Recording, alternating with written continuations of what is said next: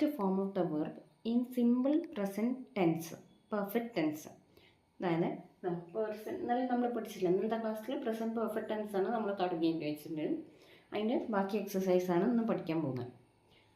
അപ്പം അടുത്ത question, first question വായിക്കാം.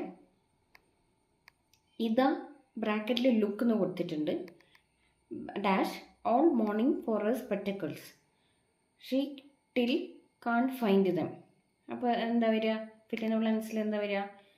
ഈ ലുക്ക് എന്നുള്ളത് ലുക്ഡ് എന്ന് വരും. അപ്പോൾ സിമ്പിൾ പ്രസൻറ്റ് പെർഫെക്റ്റ് ടെൻസ് ആണ് കൊടുത്തത്. അപ്പോൾ എന്ത് വരും? ഹാസ് ലുക്ഡ് എന്ന് വരും. ഓക്കെ. രണ്ടാമത്തെ ക്വസ്റ്റ്യൻ, ദ വിൻഡ് ബ്രാക്കറ്റിൽ blow dash away our drying curtain let's go get it. അപ്പം ബ്ലോ എന്നുള്ളത് ബ്ലോൺ എന്നാവും. അപ്പം സിമ്പിൾ പെർഫെക്റ്റ് ടെൻസിലേക്ക് വരുമ്പോൾ ഹാസ് ബ്ലോൺ എന്ന് വരും. ഓക്കെ. ബ്ലോ എന്നുള്ളത് ബ്ലോൺ എന്ന് വരും. ബ്ലോൺ എന്ന് വരും. BLOWN എന്ന് വരും. ഓക്കെ. മൂന്നാമത്തെ ക്വസ്റ്റ്യൻ, എന്താ പറയുക,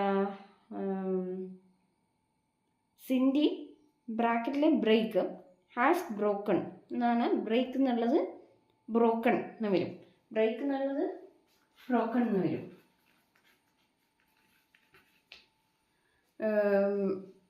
hair leg on the skippy slope. നാലാമത്തെ ക്വസ്റ്റ്യൻ, ദ സിറ്റി ബ്രാക്കറ്റിൽ എലോ എന്ന് കൊടുത്തിട്ടുണ്ട്.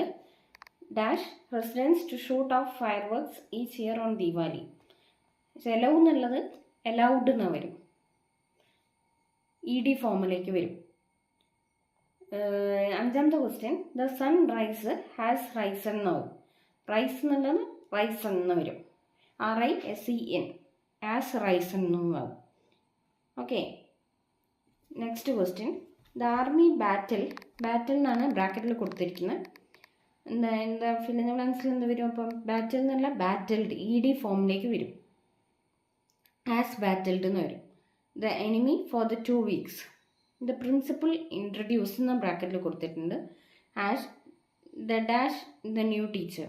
അപ്പം എന്താ വരിക? ഹാസ് ഇൻട്രൊഡ്യൂസ്ഡ് എന്ന് ED ഫോം വരും ആൻസറിൽ. ഹാസ് ഇൻട്രൊഡ്യൂസ്ഡ് എന്ന് വരും. ദ ജഡ്ജ് ബ്രാക്കറ്റിൽ listen dash to all of the evidence